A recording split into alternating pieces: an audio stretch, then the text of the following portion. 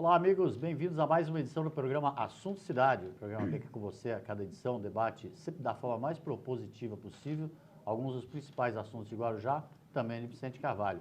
Sempre na companhia de uma pessoa que se destaca na sua área de atuação, que nos ajuda a desenvolver os temas propostos. Como a proximidade das eleições, muitas mudanças na legislação e também na contabilidade eleitoral, nós vamos conversar hoje com um camarada que já é especialista em contabilidade. E ainda mais se tratando de contabilidade eleitoral, um tema ao qual ele se aprofundou bastante ao longo dos últimos anos. Ele que é o Juracy Gomes, contador do escritório de assessoria, Dumont Assessoria, aqui de Guarujá, figurinha bastante conhecida aqui de Guarujá, a quem eu agradeço a presença. Obrigado, Juracy, pela presença. Obrigado, Valdir. Obrigado você pelo convite. Tá certo. Juracy, para a gente deixar de delonga, né, e começar a entrar logo no assunto, a legislação eleitoral ela é cada vez mais, ela cerceia cada vez mais, assim, acho que usando um verbo assim que pode parecer pejorativo, mas acho que é o verbo certo, justamente para evitar os abusos por parte de um candidato ou outro, assim tal, principalmente abusos econômicos, né? E a legislação ela acaba sendo cada vez mais rígida no sentido de evitar. Tem mudado muita coisa ao longo dos últimos anos, assim, e a gente sabe que essa eleição de 2020 está consolidando uma série de mudanças aí dos últimos anos. Pegando o teu campo principal, assim, a área de contabilidade, aquela área de prestação de conta, que acaba deixando muito candidato que se elegeu, fazer o candidato perder o mandato muitas vezes por causa de contabilidade, né? Verdade. O que você tem assim de destaque assim que você acha assim que mudou bastante, que os candidatos precisam se preocupar a partir dessa eleição, você? Olha, Valdir, mudanças a cada ano o Tribunal Superior Eleitoral vem criando, né, jurisprudências, vem criando normas, né, cada vez mais efetivas. E o que acontece? Acontece que tanto partido, candidatos e eleitores precisam, a cada eleição, estar atento a toda essa modificação, porque a finalidade é o que você mesmo falou. A Justiça Eleitoral, ela quer coibir abusos, ela quer coibir, né, que o partido, que o candidato, ele não cometa erros, né? Então, vários aspectos, várias mudanças houve, né, da eleição passada para esta eleição, e é isso que a gente quer conversar hoje, passar para o partido, para os partidos, para os candidatos, passar para os eleitores, principalmente. Exatamente. Tá certo? É aí que eu ia entrar, porque a questão da contabilidade, na contabilidade eleitoral, vamos chamar assim, ela interessa para quem é candidato, para partido e tudo, mas interessa também para aquele eleitor e para o camarada que vai trabalhar para um determinado candidato, né? Sem dúvida, principalmente aquele eleitor simpatizante, Sim. não é? Que é aquele eleitor que gosta do partido ou vai de graça. Isso, aquele que gosta do partido ou gosta de um determinado candidato. Então, muitas vezes, Valdir, esse eleitor simpatizante, ele, na ansiedade de querer ajudar, pode muitas vezes atrapalhar o próprio candidato ou o próprio partido em função da legislação eleitoral. Então, isso precisa se tomar um cuidado muito grande, porque nestas eleições, a Justiça Eleitoral cada vez mais vai estar atenta, né, a esses erros, né, e cada vez mais vai estar cobrando do partido, do candidato, para que faça de maneira correta. Por exemplo, esse simpatizante ou a pessoa que aproveita o período de eleição para trabalhar, para distribuir um papelzinho lá, aquelas coisas e tal, segurar uma bandeira, essas coisas, não sei nem o que vai ser permitido esse ano ainda, em termos de propaganda, mas, por exemplo, que cuidado que ele tem que tomar, assim, estamos falando do cidadão comum, assim, aquele que vai ou porque gosta do candidato ou porque é contratado para prestar aquele serviço ali. Então, Valdir, primeiro, esses candidatos que irão trabalhar, né, eles estarão trabalhando, esses cabos, né, eleitorais. Nos cabos eleitorais. Isso chama-se gasto de campanha para o partido ou para o candidato. E essas pessoas que irão trabalhar precisam tomar um cuidado muito grande, né? Porque além do partido hoje ser obrigado todos os partidos e todos os candidatos, a fazer a discriminação, um relatório periódico, né, desse serviço que esse cabo eleitoral vai realizar, do que essas pessoas irão prestar, do valor que ele vai pagar, porque tem que ser um valor compatível com o serviço que ele está realizando. Além disso, essa pessoa que vai prestar esse serviço tem que tomar alguns cuidados, algumas precauções. Por exemplo, né, vamos imaginar que essa pessoa esteja recebendo algum auxílio de algum programa do governo. Algum programa de Bolsa Família. Bolsa Família, por exemplo. Ou nesse período que nós estamos de pandemia, o auxílio emergencial. O auxílio emergencial. Então, veja bem, essa pessoa, ela tem que tomar muito cuidado. Por quê? Porque na hora dela solicitar esse auxílio, ela fez uma declaração. Correto. Né? Disse que estava desempregada. Fragilidade social. Exatamente. Disse que estava impossibilitada, né, de trabalhar e tudo. Então, veja bem, se ela realmente fez essa declaração, está recebendo o auxílio, se ela passar a trabalhar para um candidato ou para um partido, a Justiça Eleitoral vai estar atenta a isso, né? E vai haver cruzamento de informações. Vai dar problema para ela e para o candidato, para os dois. Vai dar problema para ela e para o candidato. Para ela, porque ela pode vir a perder o auxílio que está recebendo. Exatamente. Tá certo? E para o candidato, ele vai ser chamado do porquê que contratou uma pessoa, tá certo? Que estava recebendo um auxílio do programa do governo. Então, isso tem que se tomar muito cuidado, e aí a gente faz essa observação para que tanto o eleitor observe isso, como o candidato e o partido. Entendi. Tá certo? Porque senão, inclusive, a própria prestação de conta do candidato ou do partido pode sofrer, né, penalidades por causa disso. Pode não vir a ser aprovada por causa disso também. Então, muito cuidado. Muito cuidado. Né? O eleitor tem que ter muito cuidado, tá certo? E essa mesma observação a gente faz para aquelas pessoas que estão desempregadas, aquelas pessoas que estiveram desempregadas também no ano de 2019 e que hoje também estão recebendo aí. Observa-se que essas pessoas, elas não podem, em hipótese alguma, fazer doação financeira ou estimáveis para o candidato ou para o partido. Em hipótese alguma, tá certo? Eu ia até fazer um parêntese contigo, que sempre tem aquele jeitinho brasileiro que todo mundo faz. Às vezes o candidato, para engordar ali o seu coisa, pega um cara meio de laranja, vamos dizer assim, coloca lá o nome, CPF. Muito cuidado nessa hora, né? Muito cuidado nessa hora, até porque também, né, hoje, quem é que pode fazer doações? Quem que pode fazer doações? Quem pode fazer doações financeiras ao partido e ao candidato? Primeiro, somente as pessoas físicas. Certo.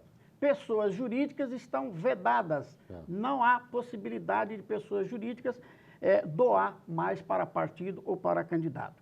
E as pessoas físicas podem doar?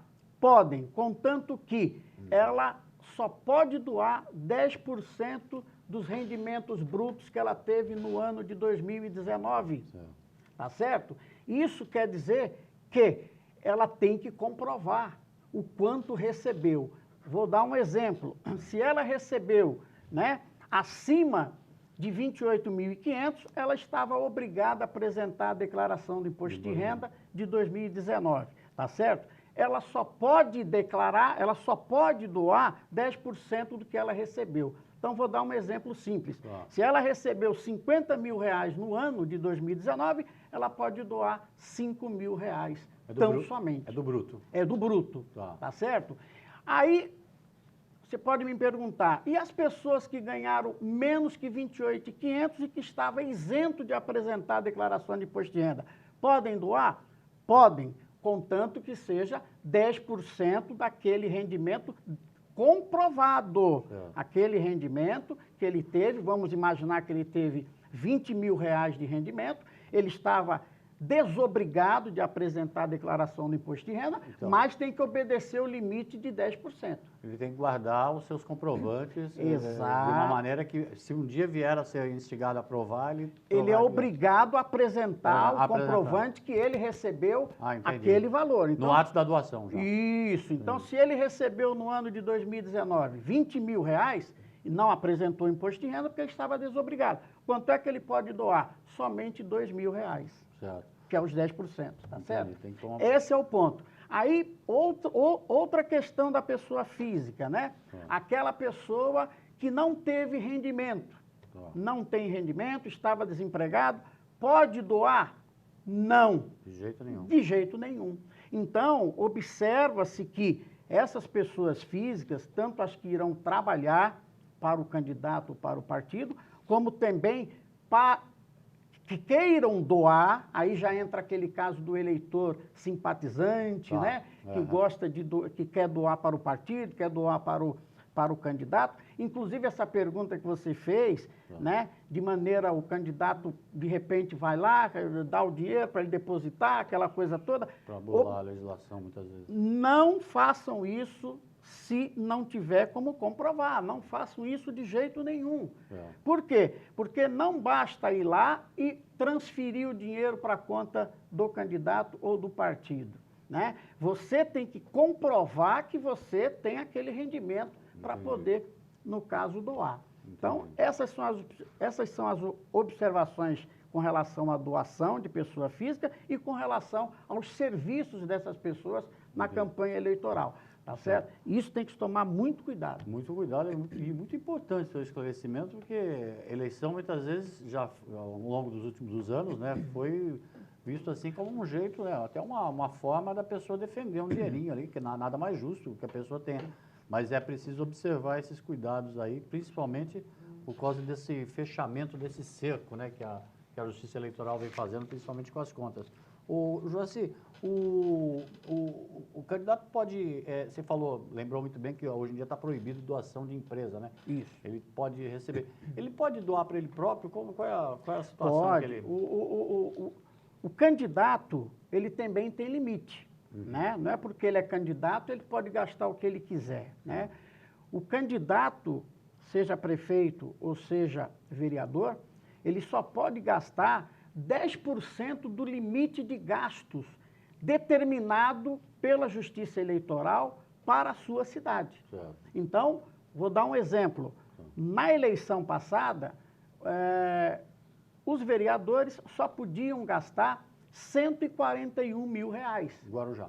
No Guarujá, cidade do Guarujá. Por quê? Cada cidade tem um limite, porque é com base no número de eleitores. Tá certo? Então, para o Guarujá, no ano passado, na eleição passada, foi R$141 mil.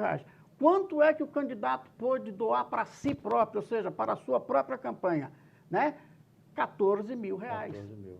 Tá certo? Então, neste ano, o limite de gasto para a eleição 2020 vai ser divulgado no dia 31 de agosto. Certo. Seria no dia 31 de julho, porém foi em função da pandemia. Adiado, os prazos foram adiados. Foi adiado. Então, a Justiça Eleitoral só vai divulgar, né, os limites de gasto, tanto para prefeito como para vereador, no dia 31 de agosto. Certo. Mas isso, acredito que... A oscilação não vai ser tanta... Não vai ser muita, porque essa atualização também, além da questão do número de eleitores, é com base também no acréscimo do INPC. Entendi. Então, também não vai haver uma variação tão grande assim. Vamos supor que seja 150 mil. O candidato a vereador, estamos falando de candidato a vereador, que é a maioria, né? Isso. Bom, hoje em dia o candidato a prefeito tem que estar com o contador a tiracolo, né? O contador de um lado e o advogado do outro, né? No caso do vereador, do candidato a vereador, vamos dizer que seja 150 mil, supondo, né? Ele só pode doar para a sua campanha 10%, ou seja, 15 mil. Ele só pode doar R$15 mil se o teto, se o limite de gasto for 150 mil. Para chegar no montante que ele pode gastar oficialmente, ele tem que contar com essas doações, com esse tipo de outras, exatamente, essas outras fontes de exatamente. Se o limite de gasto for 150 mil, né, ele só pode gastar 10% disso com o seu próprio dinheiro, tá certo? As demais doações, né, podem ser feitas através das pessoas físicas, só que aqui uma outra observação, né? Esse limite de gasto não é só o dinheiro financeiro que entra na campanha dele. Isso também vai estar somando os gastos estimáveis, né? Então tem que somar as doações financeiras e somar também os gastos estimáveis. O que são gastos estimáveis? São aqueles gastos que a pessoa vai emprestar o seu serviço ou o seu bem. Entendi. Então, isso vai ser estimável, um valor, né? Fala um carro, por exemplo. Isso. Vai prestar um carro para sua campanha. Exatamente. A pessoa física vai emprestar um carro para a campanha do candidato, isso vai ser feito um contratozinho, tá certo? E vai ser estimável um valor durante o período que aquele carro vai estar locado, né? Vai estar emprestado, tá certo? Para o candidato durante a campanha. Uma outra observação, Valdir, já que nós entramos nessa parte do veículo, é uma outra preocupação que a pessoa física tem que ter. Porque muitas vezes o veículo, né, ele não está em nome da pessoa física. No caso do leasing, por exemplo, a pessoa comprou um carro, está no leasing, está em nome da pessoa jurídica.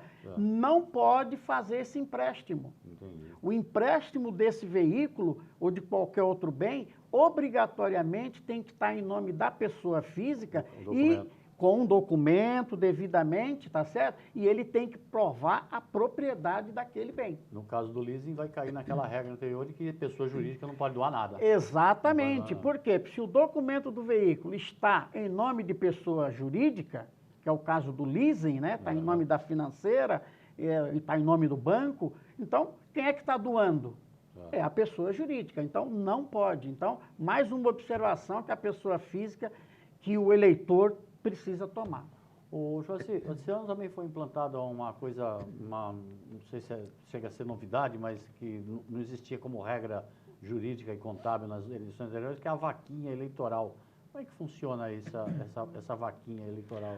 Então, a vaquinha eleitoral ainda é permitida, tá? Mas tem uma legislação específica para a vaquinha eleitoral, tá?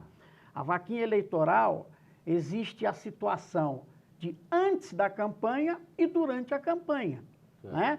Antes da campanha, para ser feita uma vaquinha eleitoral, o candidato ele teria que contratar uma empresa especializada na obtenção desses recursos, as pessoas iriam contribuir, tá certo? É uma conta específica para isso, iria contribuir para que essas vaquinhas, esses valores doados, fossem depositados nessa conta, tá certo? E no momento que ele abrisse a conta de campanha, essa empresa que recebeu esse valor iria transferir esse valor para a conta de campanha do candidato, devidamente especificando nome e CPF de quem deu esse valor. E com as mesmas regras que nós falamos anteriormente. Com as mesmas regras, que ele também só pode também fazer isso com 10% do seu rendimento. Durante a campanha, também isso é possível, porém, isso tem que ser feito diretamente na conta do candidato. E a pessoa só pode transferir, uma outra observação, Valdir, que é muito importante também, né? Essas transferências, a pessoa não pode simplesmente ir lá e depositar, né? Todo e qualquer valor doado para a campanha, é necessário tomar muito cuidado com isso. Deve ser feito de que forma? Ou depósito identificado até R$ 1.064, ou seja, se um doador quiser ir lá no banco, pegar a conta do candidato, pegar a conta do partido e fazer um depósito, deve ser feito um depósito identificado, que vai aparecer lá o nome e o CPF dele, isso até R$ 1.064. R$ 1.064 porque é o valor É o valor estipulado pela Justiça Eleitoral.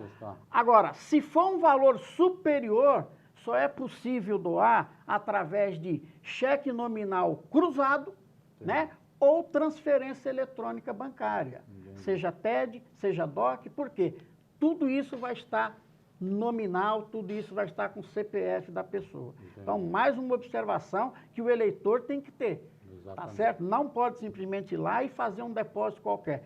Tem que ser feito através de depósito identificado ou cheque nominal cruzado ou transferência eletrônica bancária. São observações pertinentes e muito importantes aí para todos os eleitores, né? Como a gente falou, aquele que aproveita aí a época da eleição para trabalhar ou para simpatizando com algum candidato, querer ajudar o que o candidato ganha a eleição. E importantes também para os candidatos que têm que ter cada vez mais cuidados aí com relação à conta eleitoral. O Juraci, aquelas prestações de contas periódicas que são feitas antes de terminar a campanha, aquilo permanece, mesmo com a pandemia que empurrou os prazos e tudo? Sim, permanece. Uma outra observação importantíssima nisso é que tanto partido como candidatos têm que se ater todo e qualquer dinheiro que entrar em sua conta de campanha, Certo. o candidato e o partido tem até 72 horas para comunicar à Justiça Eleitoral. Tá? Esse é o primeiro ponto. Tá? Obrigatoriamente, entrou o dinheiro, tem que ser comunicado. E aí já é um relatório diário, praticamente, porque né, entrou, tem que comunicar. Entrou na conta, não importa o valor, tem que comunicar à Justiça Eleitoral.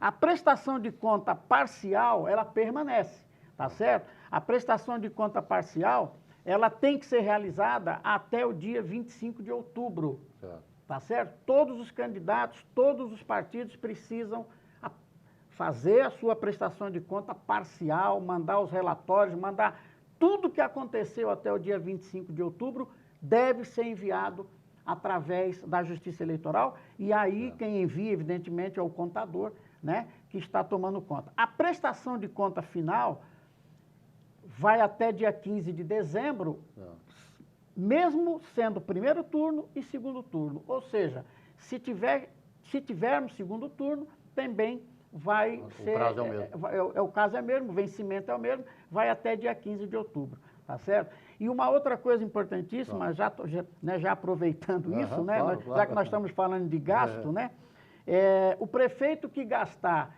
vamos imaginar, na eleição passada o prefeito teve como limite de gasto 1.300.000, né? Vamos imaginar que esse ano seja 1.500.000, né? Ele só pode gastar no segundo turno 40% disso. Entendi. Então está limitado a 40% do limite do gasto. Mas ele pode gastar 1,5 milhão até o final do primeiro turno? Não. Não. 60%. 1,5 milhão é o total gasto que ele pode, né, gastar. Tá certo? Então, se ele tiver esperança de ir para o segundo turno, ele tem que tomar cuidado com o que gastou no primeiro. Exatamente isso. Complicado, hein, assim.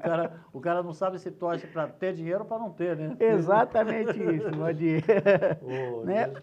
No caso as despesas eleitorais, o que mudou em termos de o que é permitido e o que não é permitido em função para essa eleição? As despesas eleitorais têm... Basicamente, todas as despesas são possíveis, né, de serem deduzidas. Agora, existem algumas que tem que se tomar cuidado. Uma delas é a questão do combustível de veículos, né? Primeiro que para se gastar com combustível, o veículo tem que estar devidamente cadastrado, né? Ou o candidato ou o partido precisa estar com a documentação do veículo. Com a origem, né, daqui do veículo. A origem do veículo, quem está prestando aquele serviço no veículo, né? E outra coisa, o custo desse combustível, toda e qualquer despesa também tem que ser com documento fiscal, em nome do candidato, né, com CNPJ do candidato ou CNPJ do partido, tá certo? Tem que tomar muito cuidado com isso, né? Uma outra coisa que a Justiça Eleitoral limitou a partir dessa eleição é que, no caso de carreatas, né, onde normalmente o candidato acaba gastando combustível com os carros lá dos simpatizantes, aquela coisa toda, primeiro que esses veículos terão que estar cadastrados, tá certo? E segundo, que a Justiça limitou só 10 litros por veículo. Em um dia? Por carreata, né? Por carreata. Por carreata. Então, isso tem que estar no relatório, né? Dia tal, horário tal, foi feito carreata em tal lugar. Até a carreata está no crivo da contabilidade ali, né? Exatamente, né? Então, são detalhezinhos, né, que muitas vezes pode se passar despercebido, só que a Justiça Eleitoral não vai passar despercebido, né? Então, os candidatos e partidos têm que tomar cuidado com isso. Carreata vai ter o custo de combustível, tem que relacionar, tem que cadastrar o veículo e tem que dizer quantos litros naquela carreata foi utilizado, que só pode ser 10 litros por veículo. Ô, José, o partido que tem lá, vamos supor, um P não sei o que lá, não vamos ser aleatório. O partido tem que ter isso controlado para orientar seus candidatos, né? Então, nem todo mundo vai ter condições de acompanhar todas essas nuances, essas mudanças. Então, Valdir, é uma outra coisa que mudou também na legislação, que é assim, né? Muitos acham que o contador, né, não é tão importante, que ele mesmo faz, né, no caso da prestação de conta. Só que tem o seguinte, obrigatoriamente a partir desta eleição municipal, partido e candidatos é obrigado a contratar contador e advogado. Entendi. Né? E outra coisa importantíssima que nas eleições passadas era possível, né? Era o contador e o advogado doar o seu serviço para o partido ou para o candidato. Nesta eleição está proibido. O que cá entre nós não era muito o que ocorria, né? Para não entrar na prestação de contas. Exatamente, né? Então, parecia como doação, mas na verdade... Isso, a partir desta eleição, nós estamos falando desta, mas isso já funciona desde a eleição passada, que foi para deputado, mas para nós aqui municipal, contador e advogado obrigatoriamente terão que ser contratados. Inclusive, no Conselho de Ética da OAB, isso aí os advogados podem até citar, que consta lá que realmente eles não podem mais doar, né, o seu serviço na campanha eleitoral. Eles têm que serem contratados. E o contador, a mesma coisa. Entendi. Não pode doar mais o seu serviço, tem que ser contratado, e isso tem que gerar como custo. E esse custo, uma outra coisa importante, né? Eles obrigaram ter o contador e o advogado, só que esse custo do contador e o advogado não irão entrar no limite de gasto. Né? Está fora. Está fora. Então, por exemplo, se o candidato a vereador ele tem que gastar este ano R$150 mil, se ele gastar 5 mil com o contador, 5 mil com o advogado, esses valores não entram nessa conta dos 150 mil. Entendi. Pelo menos valorizou a profissão, né? Exatamente. Valorizou a profissão de advogado e contador. Exatamente. Bom, são regras tão complexas, tão rígidas, né? E, na verdade, são regras que já deveriam... a legislação está se adaptando ao longo das eleições, né? Justamente para evitar os abusos, né? Exatamente, como a gente falou no começo. Mas a finalidade única, Valdir, é exatamente essa, né? Abusos. E esses abusos, né? A Justiça Eleitoral, e muita gente não sabe disso, a penalidade é muito grande. Porque no caso de penalidade, no caso de erro, no caso de abuso, né? O candidato que for eleito, por exemplo, ele pode não ser diplomado. Entendi. Né? E que se ele for diplomado e isso foi encontrado após, ele pode ser cassado. Quer dizer, né? é melhor prevenir do que remediar. Remediar. Né? Até porque não tem remédio. Né? E uma outra coisa que vai mexer com o bolso, né? Do candidato. O que é? É que qualquer diferença verificada indevida, a multa é 100% do valor. Ixi, Maria. Então, quer dizer, é uma coisa grandiosa, né? Nós estamos falando aqui de mil, né? de 10 mil, 1 milhão, que é o caso, né? dos limites. Então, tem que se tomar muito cuidado, né? O que a gente aconselha, né? e é o que a Justiça Eleitoral determina, né? e determinou, é que os contadores, que os partidos peguem o contador, faça tudo direitinho, né? pega o advogado, tá certo? Claro, eles deram essa valorização, né, na profissão do contador, só que tem o seguinte, Valdir, a responsabilidade do contador é solidário com o candidato ou com o partido. Então, se houver qualquer tipo de anormalidade, fraude ou qualquer situação, o contador também será responsável e vai responder. Por quê? Porque a assinatura da prestação de conta é feita pelo candidato ou pelo administrador financeiro e pelo contador. Entendi. Juraci, eu acho que a gente vai precisar conversar quase que toda semana até a eleição. E você que é candidato ou pretende trabalhar para o candidato, eu vou fazer o seguinte, eu telefonava toda hora para o teu escritório para perguntar, Juraci, posso fazer isso? O telefone foi passando de vez em quando aí, que é o 3018-9535, é o telefone do escritório do MON Assessoria Contábil, do nosso querido Juraci Gomes. Infelizmente, a gente já passou do horário, já estou tomando bronca já do horário. Mas eu queria te agradecer muitíssimo e te alertar que nós vamos ter que conversar de novo, porque tem muita coisa ainda Muita coisa, Valdir. A grande verdade é essa. Há muita coisa a serem faladas, né? Apenas a gente se coloca à disposição de quem quer que seja, tá certo? Para a gente poder ajudar no que for possível. Apenas o que a gente quer é orientar o eleitor, orientar o partido e orientar os candidatos, tá certo? Para que tenha uma boa eleição.